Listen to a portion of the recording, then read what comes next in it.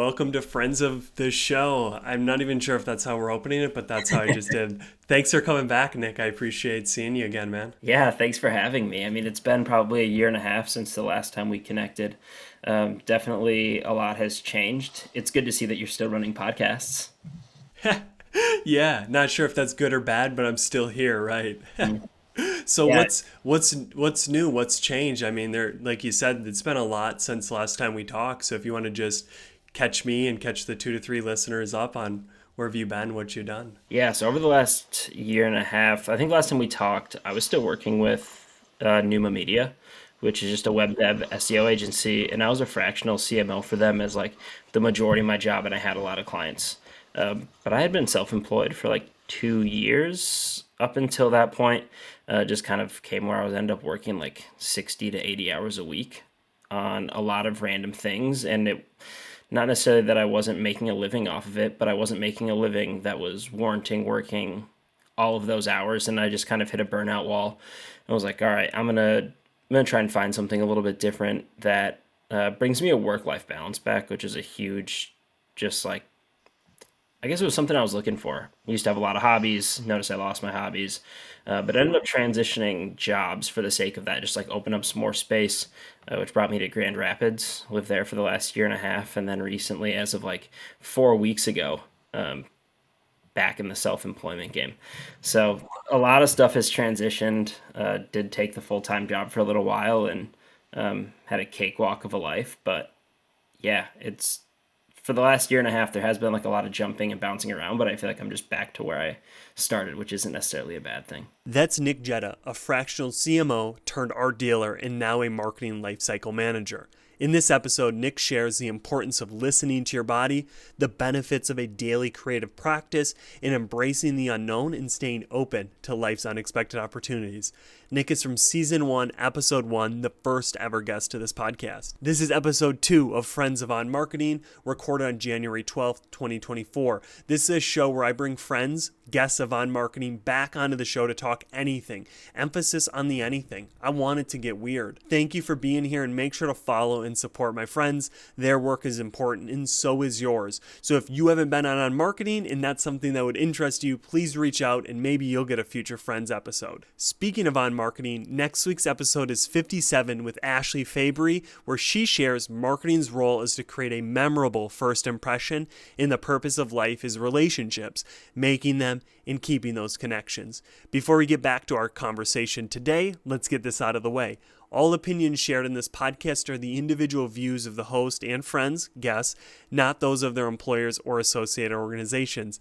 This content is intended for informational purposes and should not be considered professional marketing or life guidance.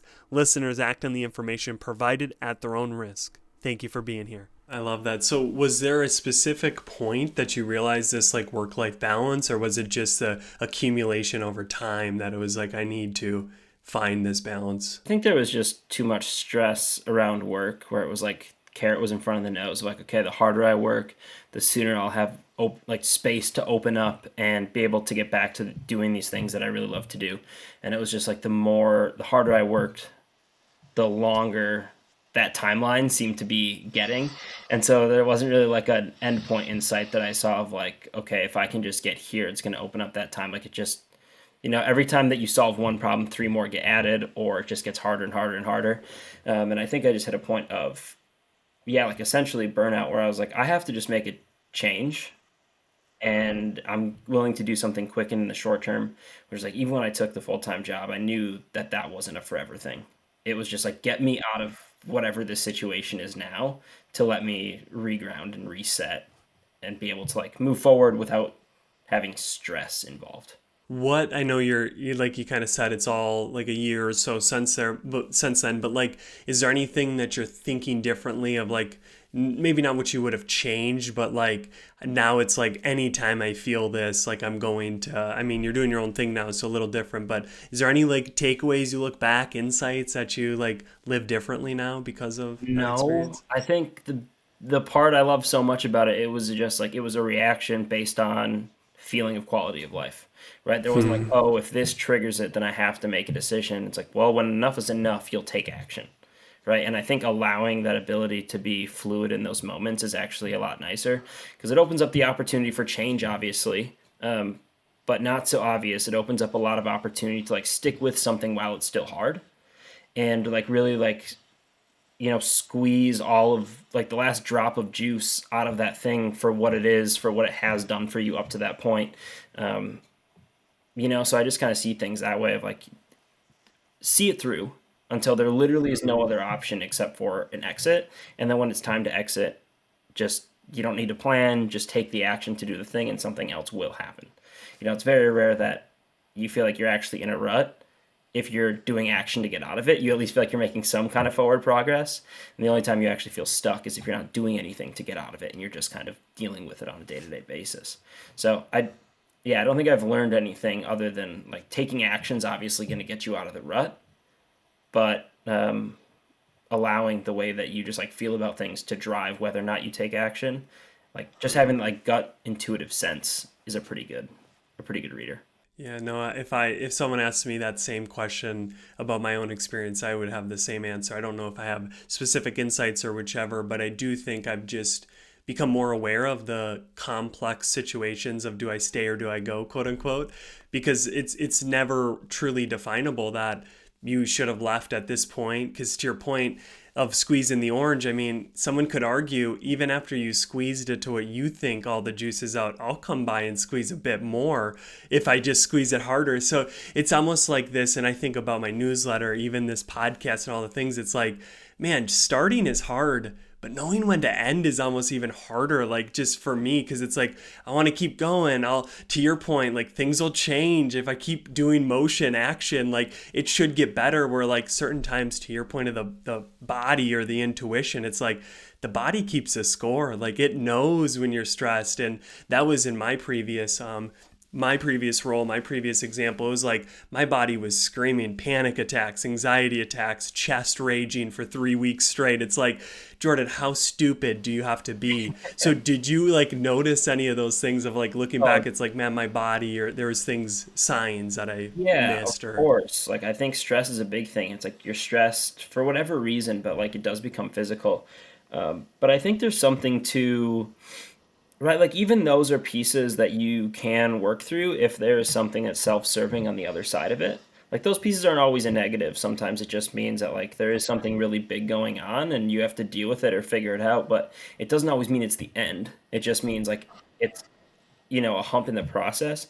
But the way that I can really tell is like if I can look at this thing from every perspective, right? If what I'm working on right now and I can look at it from a 360-degree view, can I pull some kind of something out of it that says, if I stick with this a little bit longer, I can get this value out of it for me, right? But when it gets to the point that I can see it and I'm like, no matter how long I stay or how long I give this time and energy, I can't take anything else from it. I've given it 100%. It's taken 100% from me. I've taken everything I can out of the situations. Like at that point, you can cut and run. But I think really, until you get there, even if it is painful and you see that there's like a self-serving purpose, maybe stick it out for 3 more weeks. But definitely once, I notice that once I get to a point, I'm like, no, I could stay here for another 2 days and just deal with it and collect a paycheck. But that's more miserable than getting out of there if there's nothing self-serving left. yeah, and I think that's for both parties a benefit, right? I mean, the employer or the organization doesn't benefit when someone to that point is just collecting the check. So I think it's a net positive for both when you can make the courageous act. But I think your point on stress is unique, right? Is stress isn't bad inherently. Pressure makes diamonds, cliche enough, but it's true. But there's also stress that makes someone go psychotic over time. I mean, put someone in a room by themselves for a week and a half, and that stress isn't going to do much good for them. So I think No. that's like a unique thing of knowing yourself maybe well enough on what stress can I handle? Do I have things in place to manage said And is it worth stress? it? Yeah. Is it Is it worth it? is That's it worth it? And because there's always going to be stress, and it's like people call the cliches like choose your hard. Like is it hard to be fat or is it harder to eat healthy? And it's like you get to pick one of those two. And so like sometimes there's stress that you're going to have on either side of the coin, but is it worth it? And which one are you willing to choose? Yeah, because like, all right, fine, get out of this situation where you're stressed about this one thing, but there's going to be something else on the other side of the fence. And so, like, your life's not always going to be perfect. Just yeah, you got to pick. Yeah. Yeah, yeah, I like that. Pick your hard. And I also think obviously something unsaid is like future. Because if you don't have a future goal or plan or any, I mean, like really, it's like what's waiting too long then? Where if I need to be somewhere in 2 hours, me staying in this place, it does matter then. But if I have nowhere to go, I Yeah, could stay at this coffee shop forever. I could stay. So I think that's something too where I'm guessing you're someone who has future goals, future visions, future plans, which then make you kind of weigh it. Is it worth it to leave because it'll get me there quicker? Or do you stay really flexible even in the long term where you're like, I want X, but it's like it could be whatever and I'm very flexible, or do you have that defined very clearly? it's um, it's a both and, right? So I have like this philosophy where like run towards something, not from something, right? So if you're just like running to escape something, don't just take off. Like figure out a direction that you're at least going to go to before you start moving. But with that said, it's like that doesn't mean it's final destination either. I'm so bad at planning. Like you could ask my friends this if it's Wednesday and they're like, "Hey, what are you doing Friday?" It's like you're gonna have to text me Friday at noon to know what's coming next. Because I like that ability to just like adapt and see where things go and not put them within a box like, well, it has to turn out like this. Um, the key to happiness is managing your expectations. So if you never have a set plan for where it's going to go, like anything else that changes can be a benefit. But I think if you have like that I'm doing all this work because I want it to turn into this, and then all of a sudden, say you start a business and you want it to be this, you have your first 10 clients who really want something else, and now it's not becoming the business of your dreams. It's like, well, that feels really defeating unless you were open to pivoting or something else happening or somebody coming to offer you this new job, and now you don't actually have to be self-employed and you can go do this new thing that you really love. Like, so from that aspect, I really like the opportunity of pivoting, but at least have, while I'm moving away from whatever it is that I was stressed about, like having a destination that you can see an outcome potentially happening without being married to it. Wow, you're dropping some nuggets there. I think that to and from is a good thought of like I know many people who leave things, or I have friends or even myself for example, and it's like I'm just running from myself. Like and no matter how far I go, like I got my own issues and no matter where I go, whatever job I get next, like I have my own shit to deal with. So I've Yeah. had that thought of like am I running from something or am I running to a better place?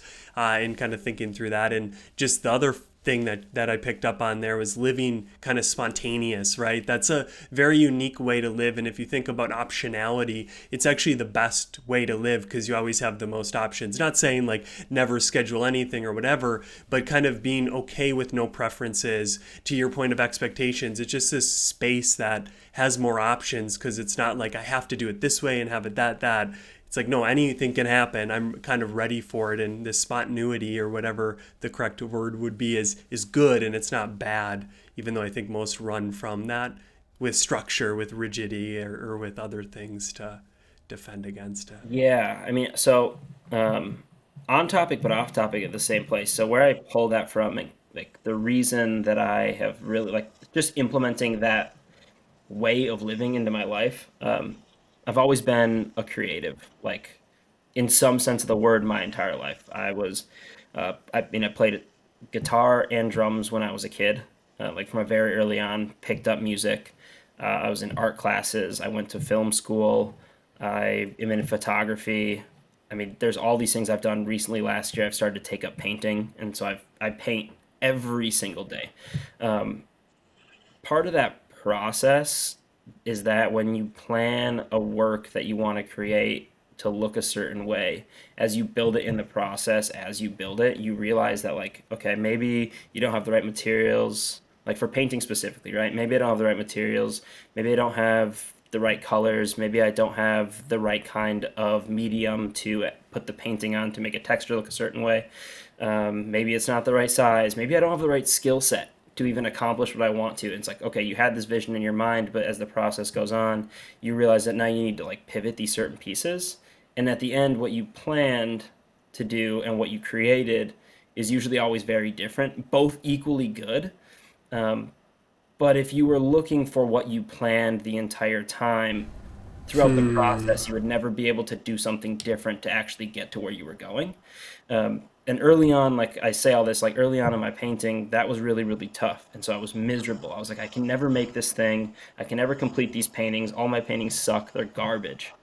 And then Rick Rubin wrote a book called, I think it's like The Act of Creative Living or something. And he talks a The lot about, creative act. yeah, and how like everything is just play. Like work is play and art is play and all the things you do, like you should just come at it creatively as like, it's an experiment, go try it. And I think when you kind of pivot like that, and no matter what you do is an experiment, and it might be good and it might suck, and both of those are just results of an activity, it's much easier to be satisfied with wherever it is that you end up, right? So whether it's painting, whether it's starting a business, whether it's making a new friendship or starting a relationship, like having that ability to be adaptable makes it much easier to, what we were talking about, lower stress, have a great expectation of life, and all the expectation is spontaneity maybe, but you get to a result that you can be satisfied with because you weren't actually expecting anything in particular. I love that. I mean, as you're talking, that book, I just recently finished it, so it's coming to So mind. I mean, great. letting It's so letting great. the art become what it needs to be, and just all these like very counterintuitive thoughts of like makes sense in theory, but man, I don't act that way when I'm like creating this podcast is a perfect example. I had a crystal clear image of what season Yeah. two or all of the things would be, but to your point, so many things pop up. It's almost like going through woods, kind of having like something really close to your face. So you're missing this beautiful oak tree, this beautiful whatever, because you're like, this is what I want to see, and that's all I'm gonna see. And I think for me, it almost like brought in this thing of like arrogance or like kind of like being pompous, like how much arrogance do I need to be able to think I know what this thing should be rather than kind of a humbleness to say, I want it to go this way, but the source, God, the universe, lead me where you may to create something better. It's a very humble stance versus like a arrogant, egotistical, I know what this needs to be. Yeah, right. That's like one of the biggest things is the smartest people in the world admit they know nothing, and the dumbest people in the world admit they know everything. And every time you think you know what the result needs to be or what it should be, you're like, even what you want, like you could know what you want in your deepest desire, but it's also like you don't know everything. So you're picking what you want only out of the bucket of things you know. You're not picking what you want out of the bucket of things you don't know either. And so it's like, yeah, just being willing to say, like, all right, whatever this is going to be, it is. And that's good enough. Or like, not even good enough, like, it's great. Yeah, it's In where I love it. I love it. That's so cool. I think there's always these cool things when I read a book or I'm thinking of a book and then that other person also read it or just that because I was about to call you Rick Rubin. Seriously, I was going to be like you're sounding like Rick Rubin here, but you beat me to it. What the painting kind of stood out to me. So every day or like pretty much daily. What spurred that? What was the impetus to start doing that? I know you said in your past you've done it painting like as a kid or but why now and why daily? in high school I started. Ironically enough, right, I'm a marketer now.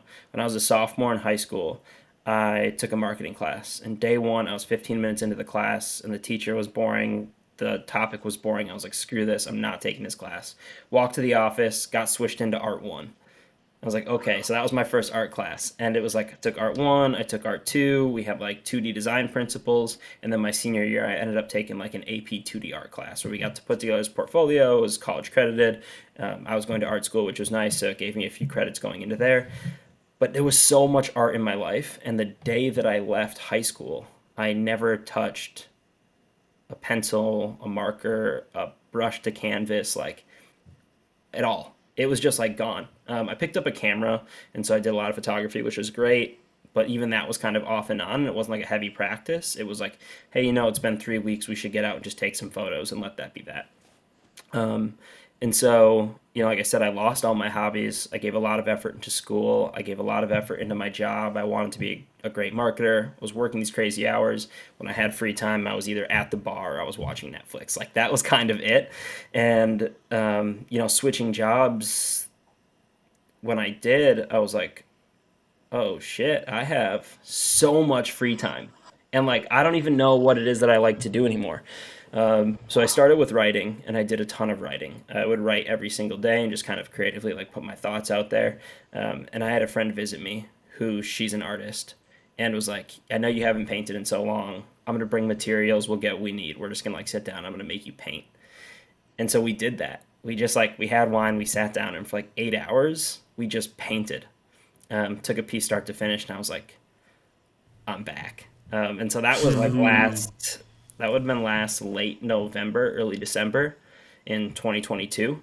And then from there, I was like, okay, I like this. I'm just gonna do it. And so it was a hobby thing that I started to pick up. And then as it was going, I felt like I can see this starting to build upon something. Like this isn't just going to be slapping it on canvas. Like I'm going to put thought into it. I'm going to start creating. I'm going to build this thing for myself, and just started to make it a practice. I was like, the 10,000 hours rule. It's like, even if this stuff sucks now, let's just dedicate for the sake of dedicating, like having a hobby and having a thing you sit down and do. The house I was living in Grand Rapids, I didn't have internet. I was out in the middle of nowhere. I mean, I was 40 minutes from downtown. So, and I had a dog. So it wasn't like I was going out on the weekends and like partying or late at night, and I didn't have internet to like be on my computer all day. So it was just painting. And it was like all of my free time. So yeah, made the dedication. I was like, I'm just gonna make this practice. I want to see how good I can get in a year. And my goal was to make 52, like one painting a week, through 2023. And I think I got pretty damn close to that number, if not spot on. That's Yeah. crazy. So what's different now that you've started to do it, like in your life, internally, externally? Are there any differences? Yeah, I want to be a painter all of a sudden and sell my work, which um, That's I actually awesome. have a new girlfriend now who is crazy supportive of just like my artistic hobbies. Not something that I've really had like genuinely before. But she's been like pushing me to sell some of like the most recent stuff that I've been making. You look at the first paintings, I mean, they're garbage. But in recent months starting to actually like put together the pieces to like something that is like real tangible works of art that would be worth selling. So she's walking me through like I've done all the photography. I've got digital files ready for print. Professional digital images. Built a website for them, hosting them there. Haven't converted it into like an actual e-commerce site yet, but just like doing these small things to turn it into a business. But that has changed where I'm like, okay, where do I see myself in 5 to 10 years? And it's no longer what I thought a year ago is like this marketing exec, this CEO who works at like this big corporate franchise and, maybe makes $500,000 a year, but is doing marketing. And now I'm like, maybe I want to own a gallery and I want to write books in my free time and get to paint and just like source a gallery for other people and kind of like live in this art world. Um, which I think to a lot of people is kind of like bullshit, subjective. I agree. I actually hate the art world myself. I love art, but I hate the environment and the world around it. But yeah, just thinking about like being able to be involved in that space in general has kind of like pivoted my mind of where I want to live, work, and grow, and be able to tie the two of like the hobby and the job into one. Wow. I mean, that is like what you're talking about, being open and all of those things. That's it in the flesh, right? You Yeah. had no clue that maybe this would be where you would futuristically be looking, and now because you're open to it, you have a new future. You have Oh more yeah. options. Yeah, I mean, and Yeah. we just talked about how much has changed in the last year and a half. Who knows when 2025 rolls around? Like, if this is even alive anymore. I kind of plan to always paint, but like, who knows what it turns into? But yeah, it's been. I think this is the first time in my life I've actually stuck with a hobby, like truly stuck to it, and have given it the hours that it deserves from me in order to be called a hobby. Like photography was off and on. You're doing everything digitally. Like there's no actual live tactical. I wasn't using film, for example, right? Film photographers are a different breed.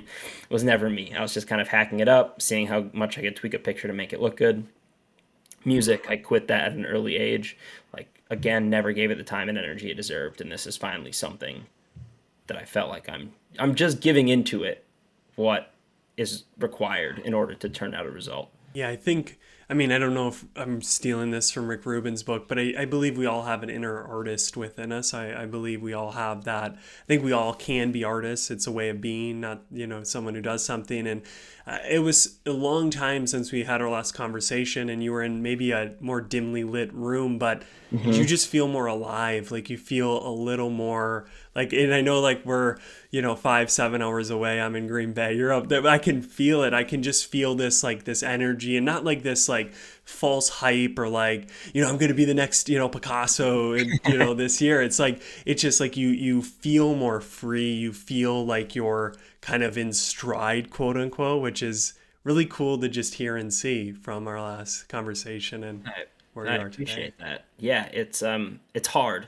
right now, especially I think like transitioning jobs and um, when you, I'm like, there's like financial stress that comes with it. There's building business stress that comes with it. There's like, at some point, things like dominoes have to fall in order for life to continue on the trajectory that you kind of plan for it to go on. So there's stress and things that are involved with that. And to your point, it's like it's not a facade, but it's one of those things like and not fake it till you make it. Like what I'm you almost have to like force the openness out of you to just be like, this is gonna be fine.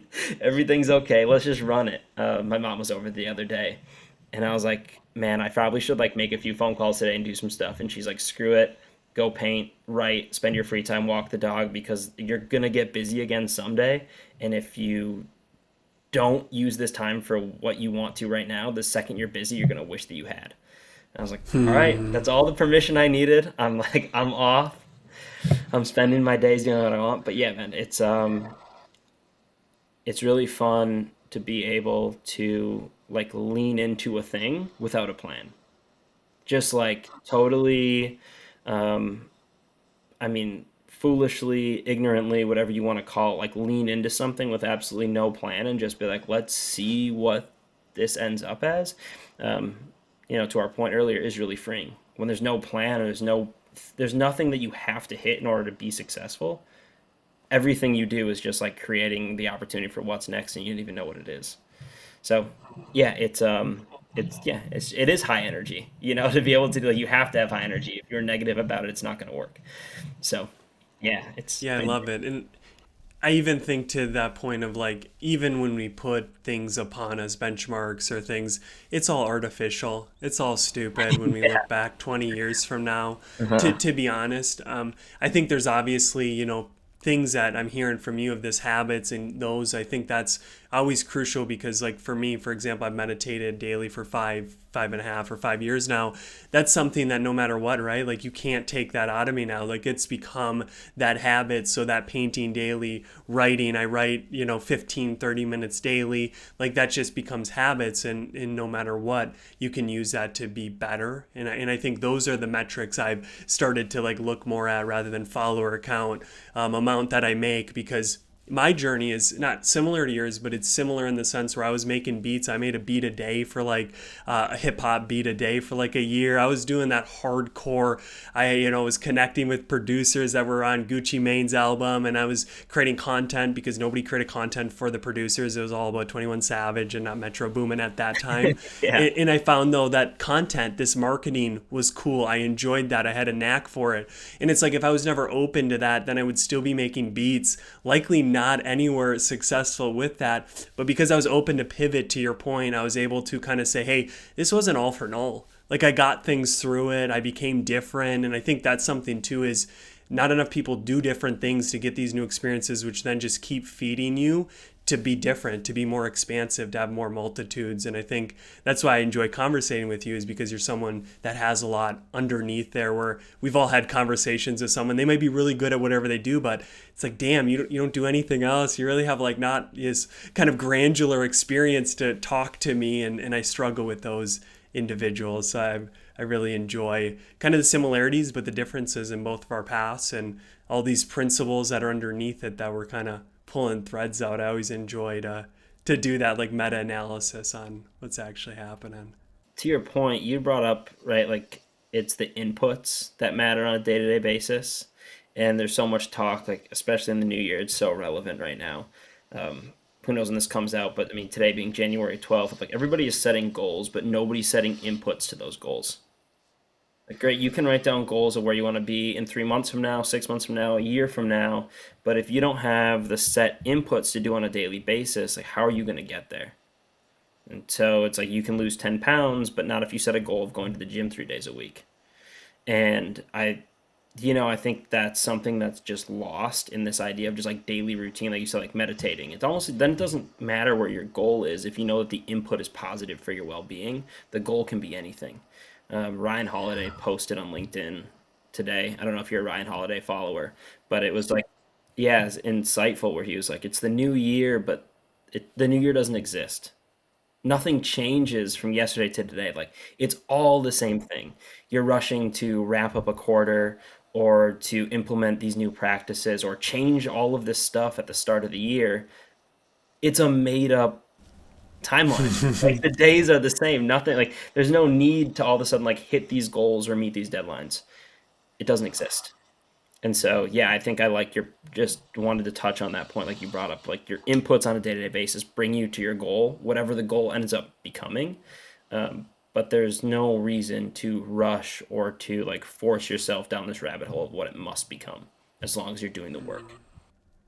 I love that. Big Ryan Holiday fan. I have his like daily book, all of his Yeah, stuff. I've enjoyed him deeply.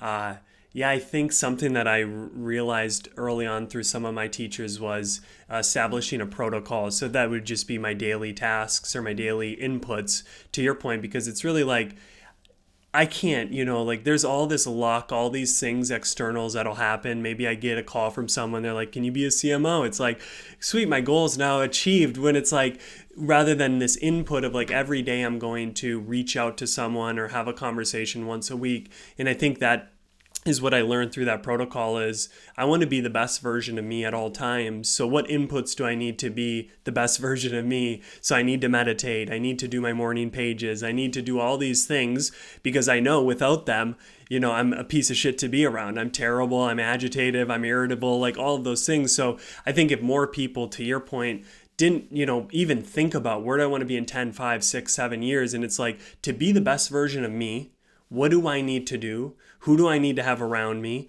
And like, forget the planning of the future. You're going to do the things that you probably wanted to do, or at minimum, you'll be the person you want to be. And I think that's something that I've fallen into is at the end of my life, I want to be the better, but the best version of me rather than I want to have this accolade. I want to have this much money or whatever. But that's taken time, a lot of defeat. Like I said, those panic attacks and all those things. My wife getting a life-changing illness, diagnosis, like those things can really change you to be like, man, all the things I thought were important aren't at all Don't, anymore. don't Because matter. your point of the rushing, I think, is rushing to climb the ladder.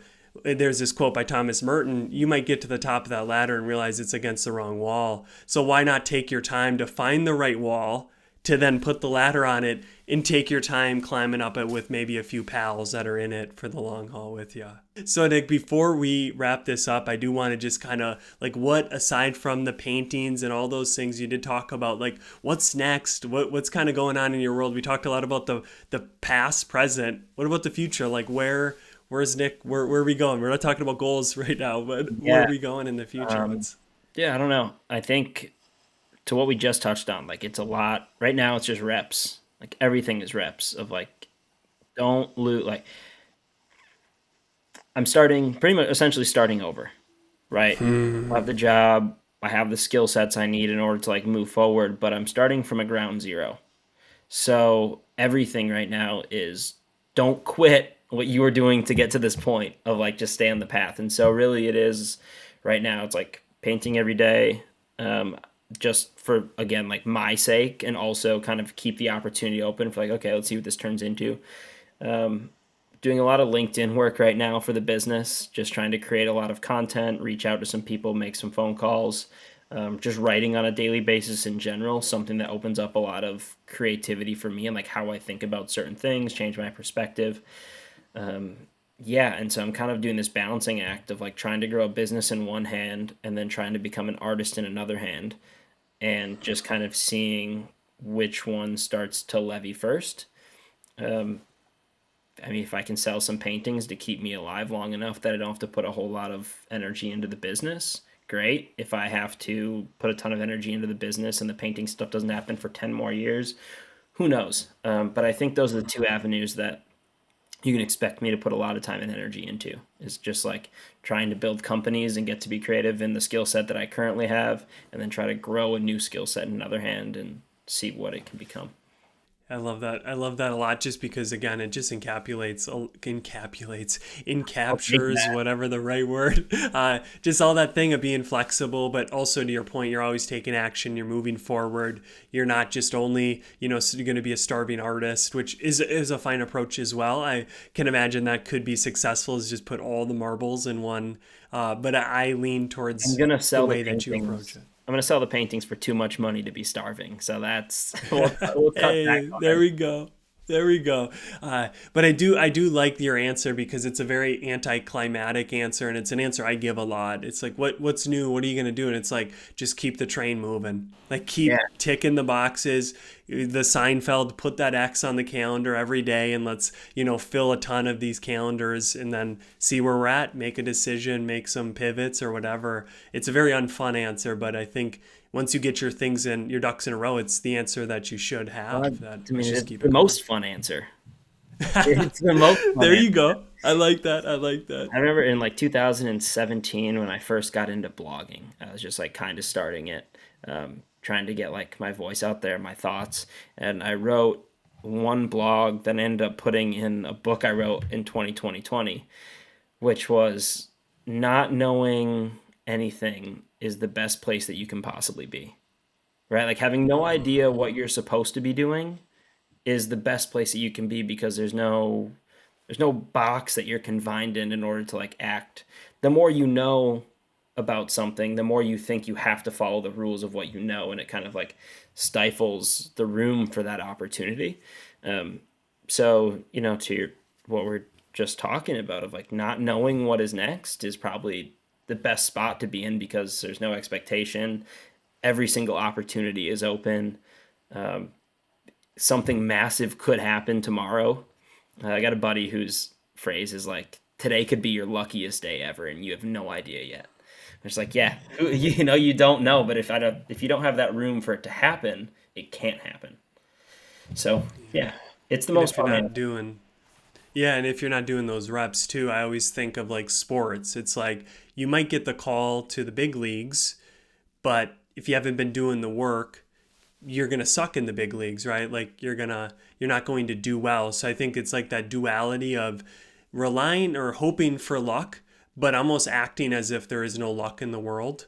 Like it's that kind of challenging place to say, today might be my luckiest day, but it could be my shittiest day. So I'm going to do the things that, if it's my luckiest day, boom, I'm going to the moon. And if it's my shittiest day, I'm at least above water, which is like a tough place to live because I think it's like we all want that lucky break. But, I'm going on. I guess it's too perspective, and that's even something that I've been thinking as you're talking. Your perspective is very strong in that sense, where many people would look at that unknown, and that's anxiety. I mean, is defined as not knowing the future and struggling with it. So it is that perspective to be, glad versus like kind of anxious or angry at the unknown and like, God, why don't I know yet what I'm gonna be? Versus thank God I don't, so I can be whatever I I mean, need to there's be. no, you can't blow it aside. There's definitely anxiety in it, but it's not the ruling factor, that's the difference. Yeah, yeah. Well, to your point of like this isn't going to come out till I don't even know the exact date, and I won't put it down. So then no deadline for myself. But it will be interesting whenever this is March, April, May to just kind of see where you're at with this because this is to your point January 12th. 4 months. I'm really excited to see where you're at, how you're doing, and it'll be fun to kind of connect back when this finally does come. But I guess is there anything that you want to just share that you've been thinking of? I mean, we covered a lot. I got so much from this just talking with you. So if there's anything you want to share or maybe any place you want to point people to kind of find more. I know LinkedIn you mentioned. Yeah, just hit me up on LinkedIn. That's probably it. Everything else Hey, kind of stems from there. I don't know where I'm going to be, so uh, I got nothing I else. love It it. was a pleasure to catch up with you. Oh, This man. was Thank you. Thank you so much, Nick, for your fun. time. I appreciate it, man. Yeah, I want to do podcasts so bad. I was thinking about it when you messaged me. I was like, I need to get back out there and like just they're so fun. And I Yeah. was doing, I mean, I was hosting two of them. I was guesting on a ton of podcasts for like 2 straight years, and then the last year and a half, I haven't been on a single one. I'm like, I got to get back in the market. I appreciate it, man. it's it's the universe again, right? Brought us together for this. So, Yeah, thank you so much, man. I appreciate it. yeah. Thank you. And that is the end of the podcast. Nice work. What one idea or topic of conversation stood out to you today? Write it down, share it with a friend, post it on social. The main thing is take action. That's how we go from theory to mastery. We need to practice. We need to put it into practice. Thank you for listening and being here, and I hope you tune in next week.